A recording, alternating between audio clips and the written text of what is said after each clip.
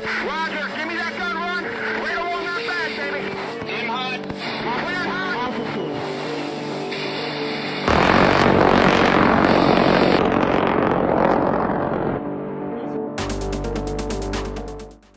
Ladies, gents, how's it going? Random Gary here. Today, I have finally got round to one of my absolute heroes. Today, we're doing a video from a group. I can't say how much this means, but the Operations Room, a fantastic YouTube channel, massive YouTube channel. They've said they're happy to come on and for me to kind of highlight their video. These guys, I spoke in my last video about intent and your reasoning behind it. I cannot say how straight up these guys were. They just turned around to me on the button and they were like, absolutely, crack on, you do what you want to do. Yeah, and they're looking forward to seeing it. So honestly, get across, get subscribing to these guys are fantastic. And when I talk about intent and how much it means to me, these guys are absolutely on the money. Superb. Thanks for your recommendations, suggestions on the last video. Everything's been taken on board. I think we've dealt with it in the right sense, and that is us moving forward now. And I also have to say a huge thank you to all of my subscribers. A huge thank you. Your support of the video that I done, where we covered the history of the U.S. Navy SEALs. We've increased their subscribers by almost 50%. 50% on a small YouTube. For them to go up in that number is enormous. So if you do still have a subscription available for the history of, get across there and use it on the Operations Room. Let's tell these stories. Let's get these stories out there. Let's create a community in and around these incredible human beings. Now, I've said enough. Let's look at Easy Company. We're looking at Easy Company at Brecourt Manor. I'm talking about one of my heroes here, Dick Winters, who influenced the way I went about my military career. Absolutely. I based my approach, my kind of leadership principles upon him, and I still use his leadership principles to this day. I'm a performance coach. I go into organizations and hopefully enable them to be better individuals and their leaders to be better leaders. And I still use Dick's principles of being an amazing leader to this day. I've got some notes. Some of you don't know I suffered a life-changing injury. That means that my brain doesn't work anywhere near to the capacity it used to. So I've created some notes. I've read his book on a number of occasions. I've went through and highlighted some of them. So I will be reading out little excerpts here. I'm trying to bring the life, the individual's narrative. Where the Operations Room do an amazing narrative in and around the operation that they actually done. So let's blend these two worlds together. Let's bring it to life.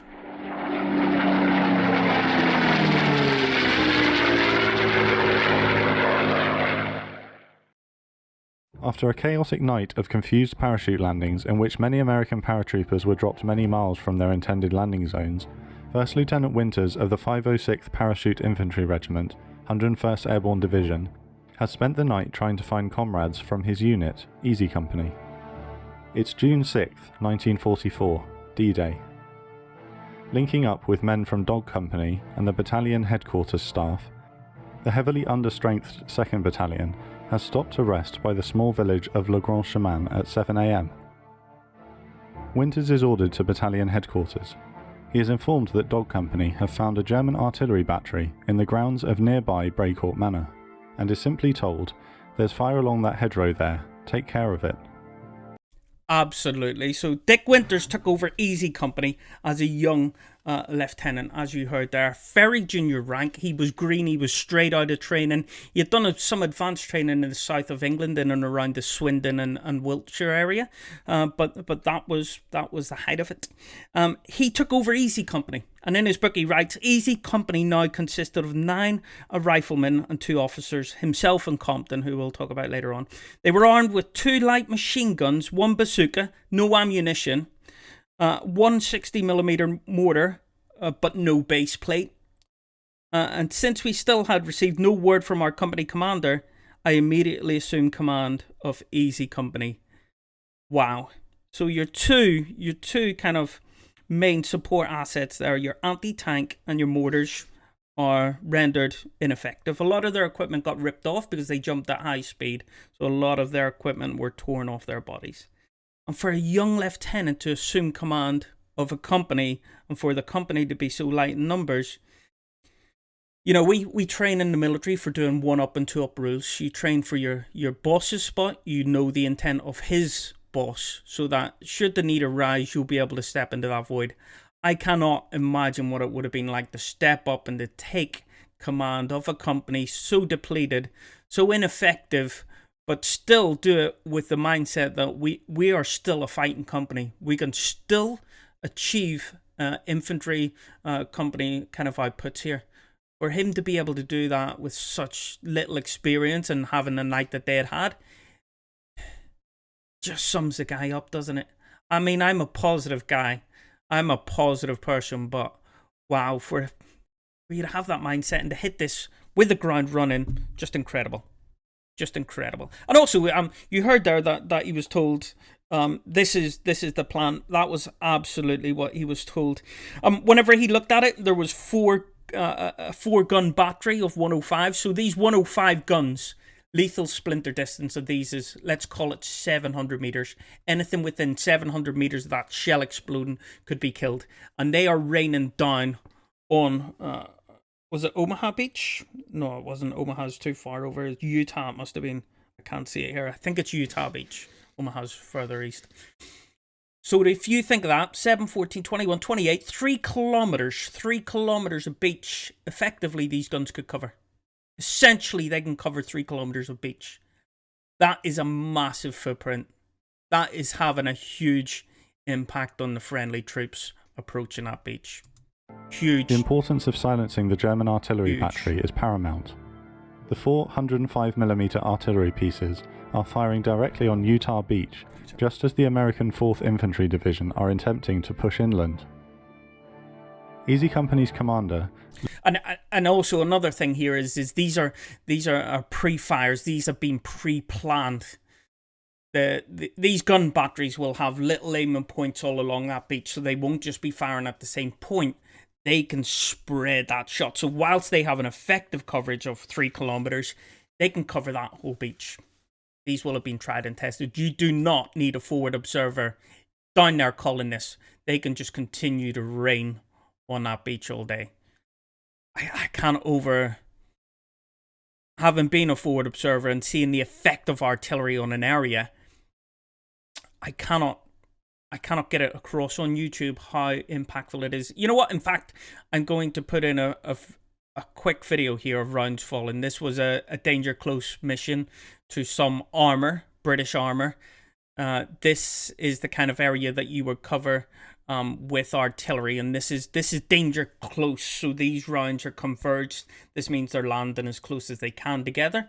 This is what a danger close mission looks like to armor. So it can cover a massive area strategically. This is one of the most important pieces that the German military have on the Carentan Peninsula. Lieutenant Meehan is still missing, along with everyone from his aircraft, and so command of the company and the execution of the assault will fall to Winters. He is not briefed with a specific battle plan or any intelligence on the size of the German force at Brecourt Manor. He orders his men to drop everything other than their weapons and ammunition. He proceeds to scout the German position alone and forms a plan of action. Winters decides a frontal assault over flat ground is risky, and instead decides that it would be best to assault the German position from the flank and secure each gun in turn. He divides gun positions know as soon as they go noisy, you can hear them from kilometers away. It is very easy to direction find that point of origin where that blast is coming from. So quite often these positions are set up in order that they can defend themselves. Their guns will be able to turn and fire in the direct role. They will have multiple machine gun positions protecting both their flanks, them from depth, and the intimate positions of the guns themselves. Every single soldier on the gun is a soldier still. They can fight with weapons. Divides his force of 23 paratroopers, mostly of Easy Company, into small groups with specific tasks to perform in the assault, and begins to move them into position. To cover their assault, Winters positions the first of his 2 machine guns, crewed by Privates Petty and Liebgott, in a hedgerow to the front left of the battery. He then deploys his second machine gun, crewed by Privates Plescher and Hendricks, in a hedgerow facing the first gun and adjacent to the MG42 nest. Further down the same hedgerow, Sergeants Lipton and Ranney have taken up position by some trees to bring the first gun under flanking fire. As Winters moves into position to begin the assault, he notices a German soldier moving along the trench and immediately fires twice, dropping the man. So your advantages on an assault are speed and surprise. You need to get as close as possible in order to be as fast as possible, but you also need to prevent from getting too close so you still have that element of surprise. You need to scare the life out of the enemy as quickly as you can. You need to make them feel there's more of you than there is. You need to make them think, where the hell did these guys come from? And moving into these positions, when you're advancing to contact, as we call it within the military, it is one of the most exhilarating things you will ever experience. Probably more exhilarating than being shot at itself. Probably more so than that first initial contact. Because you know, with every step that you take, you are one footprint closer to engaging and closing with that enemy and hopefully destroying their position. You will feel your heart rate in your ears. The adrenaline will be rushing through your body system. All of your senses become heightened. Suddenly it feels like you can smell more. It seems like everything around you is brighter. Adrenaline, all of those kind of fight or flight hormones are coursing through your body, and it is just this constant battle of fighting what instinct's telling you and just reminding yourself of the basics. What is my role? What is my responsibility? What are the basic tactics that I need to do in order to ensure I achieve my mission? It is it's fantastic. It is fantastic. As gunfire begins to erupt all round, Winters sends Lieutenant Compton with Sergeants Malarkey and Garnier to flank the first gun and assault it with grenades. Under fire from multiple angles, the Germans at the MG42 nest and first gun do not spot Compton's flanking move, and Compton's assault team throw their grenades at the German position.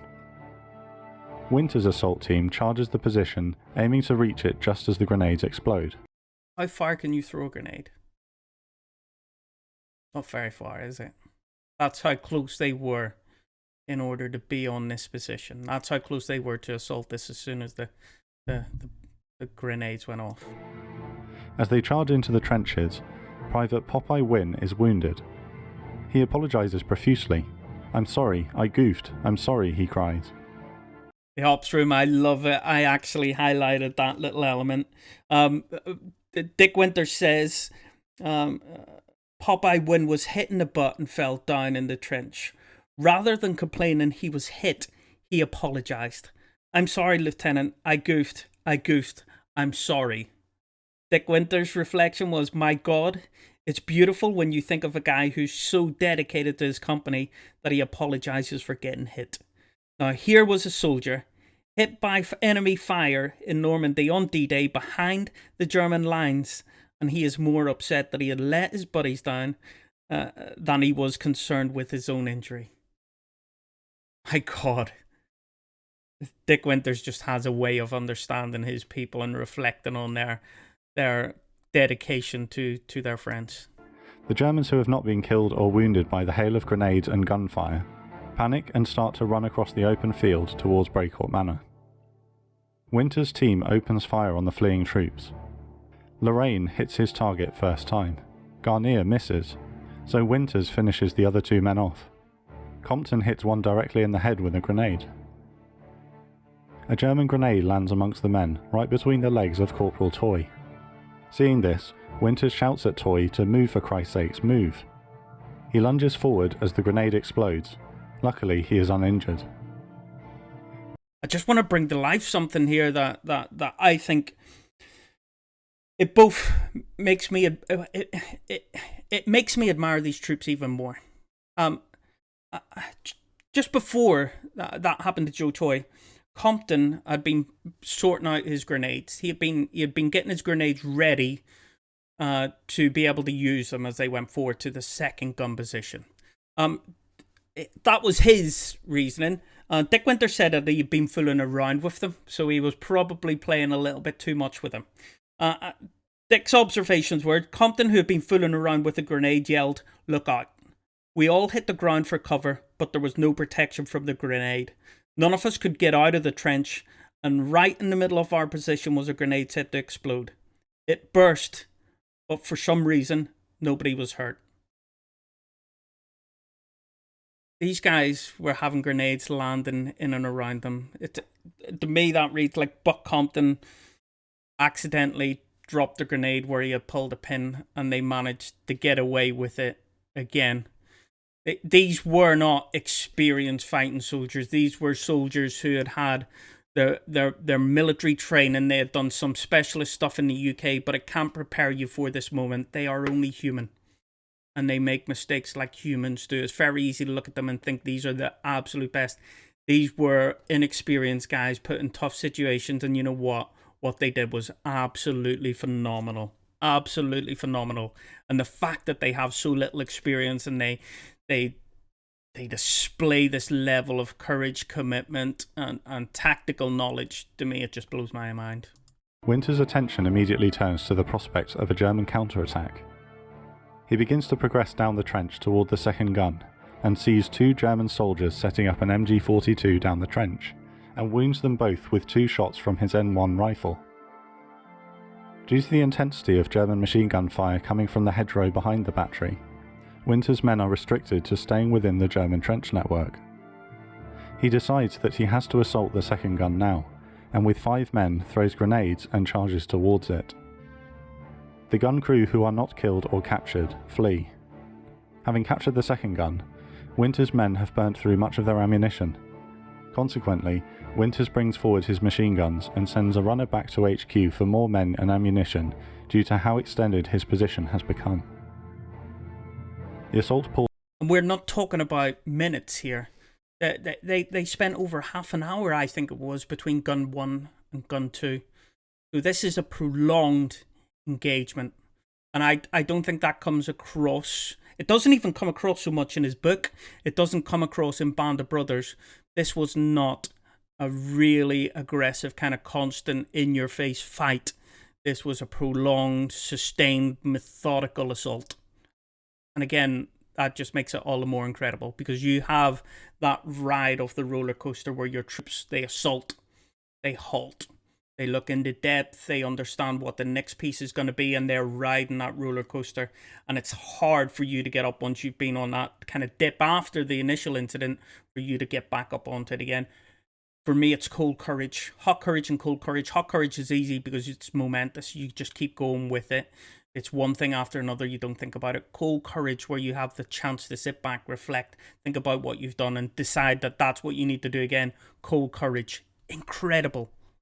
Incredible. I hope that makes sense. Pauses, and around half an hour later, more ammunition and a few men from the 2nd Battalion arrive. Winters decides now is the right time to assault the 3rd gun. In the assault, Private Hall from Able Company is killed, but the 3rd gun is now in their possession and 6 prisoners are taken. This is how effective this assault was. All 6 members of that gun surrendered. They decided that they couldn't run away. They decided that they couldn't fight back. They decided to put their hands up and surrender. God bless that young soldier. Just as the 3rd gun is taken, Captain Hester from Battalion HQ arrives with TNT, and Winter's men begin to use it to destroy the guns under their control. Hester also tells Winters that Lieutenant Spears of Dog Company and 5 men are on their way to support him. Spears is coming. If you had any doubt that things were going to go well today, when you heard Spears was on his way, I'm sure you got that warm fuzzy feeling. Things are going to be okay. Whilst Winters holds position at the 2nd gun, he finds German documents highlighting every German artillery and machine gun position in the entire Cotentin Peninsula. I'm just going to put this out here as well, because also whenever he found those maps, he also found, and this is where I want the viewer interaction, we also discovered belts and belts of machine gun ammunition that contained wooden bullets. This was the only time I remember seeing wooden bullets. Perhaps the Germans were short of ammunition, but that was the least of my concerns. Finally, Spears came forward with a contingent from Dog Company and led the assault on the final gun battery. Just before this happens, I wanted to point this bit out here. Joining Lieutenant Spears was Sergeant Bill Garnier, one of the most consistently brave men in Easy Company. Having just been informed that his brother had been killed in action in Italy, while Bill Garnier fought like a man possessed. Bill had received that letter and knew that his brother had been killed. And here he is, still deployed on D-Day, still fighting through the enemy positions. I know it in movies it's a kind of good incentive, isn't it? But reality is very different. And again, it goes back to that previous point that Dick Winters mentioned earlier on. They are so dedicated to one another. They care greatly about Easy Company. This is the level of commitment from these individuals. Unbelievable. This information is promptly sent back to Battalion HQ, whilst Winters and his men set about destroying all the German equipment they can find. Spears arrives, and with his band from Dog Company, charges the fourth and final gun, aggressively climbing out of the trench under fire to move faster across the open ground. A man from Dog Company is wounded, and another from Fox Company is killed by machine gun fire as he attempts to hurl a grenade at the German position. The Germans at the final gun flee, but leave a live grenade. Spotting it, Spears kicks it down into the mud just before it explodes. Spears, man. Having put all four guns out of action, Winters decides to withdraw due to the volume of German machine gun fire they are now receiving. He instructs his machine guns to fall back first, followed by the riflemen. By the time Winters eventually leaves the battlefield, the time is 11:30. Having only 12 men against what turned out to be a force of 50 Germans, Easy Company have eliminated a German artillery battery firing directly on Utah Beach and the No. 2 causeway beyond it. By destroying the artillery battery at Brecourt Manor, Easy Company have undoubtedly saved the lives of many of the men coming ashore from Utah Beach that day. Despite a great deal of personal praise for his leadership, Winters would later say, "Our success, however, was due more to our training and the unflinching courage of Easy Company than to my personal leadership." However modest, there can be little doubt that Winters' men were led by a very capable officer that day. The ops room, fantastic. I've highlighted the same comment in Winter's book. I'm going to add as well, for the action of Brecourt Manor, Compton, Garnier and Lorraine received the Silver Star for their role in destroying the German battery that we later discovered was the 6th Battery, 90th German Regiment Artillery. 30 dead horses in the area confirmed the fact that the battery had been horse-drawn. That's an interesting one. Even in the Second World War, there was horse-drawn. Libgott, Hendricks, Plesha, Petty, and Wynne, all members of our little band, they were awarded Bronze Stars. So was Toy, Lipton, Malarkey, and Rainey. What pleased me most was that every soldier who participated in the assault was duly recognised by senior headquarters. Always about his team, wasn't he, Dick? I received the Distinguished Service Cross from Lieutenant General Omar Bradley at a ceremony the following month. He wasn't interested, was he? He was not interested in that. And the final bit I just want to bring to life is those who were witnessing, those who were experiencing the artillery on the beach. A soldier who noticed that the enemy artillery fire slackened considerably was Sergeant H.G. Nerhood, a platoon sergeant in the 4th Infantry Division who landed in the 2nd assault wave, so really early on. This is right at the beginning of their assault. Each time he moved his men forward, the artillery fire fell right on top of his platoon. Nerhood's platoon leader figured there was an enemy forward observer calling down the artillery barrage on his position. He looked in vain to see if he could get the hell out of there. He looked in vain to see if he could determine where the observer was hiding. Nerhood recollected, "I just wanted to get the hell out of there." Another barrage came down and my platoon leader was hit. I called for the medic to tend the lieutenant and ordered the platoon forward. We ran 30 or so yards and the barrage came down again, killing 5 more men in my platoon. After another shell exploded so close that it shook the ground on which Nerhood was laying, slowly the shelling stopped and we were able to move inland. Later in the day, our operations officer told us that some fellows from the parachute infantry had taken out the guns firing on us. Nerhood seldom discussed the war in his latter years, but his grandson persisted until the Normandy veteran finally acquested. His grandson recorded the conversation and wrote to me in 2005. My grandfather was on the beach getting his butt kicked. Your men were at the guns kicking butt and saving his, along with hundreds more. Had you not succeeded, I might not be alive this day to tell you how deeply grateful I am that Easy Company accomplished the mission and saved the lives of a lot of men on that day. That was just one of the people who survived because of Easy Company on that day. Absolutely incredible. The Upstream, thank you. You are absolutely fantastic. I love the content. I'm going to be doing a bit of a series on Dick Winters. I'm going to be looking at his kind of leadership principles. I'm going to be looking at some of the stuff he'd done later in the war. And actually his transfer from directly leading, from being at that sharp end to being a strategic leader, and how that conflicted with him, but how he was just made for the job. Absolutely incredible. Ladies, gents, thanks for checking in. Oh, it's a bit of a long video, but I think we brought to life some of the experiences, some of the individuals involved in Brecourt Manor. Thanks again for checking in. Hit that subscribe button if you haven't already, and I'll see you in the next video. Goodbye.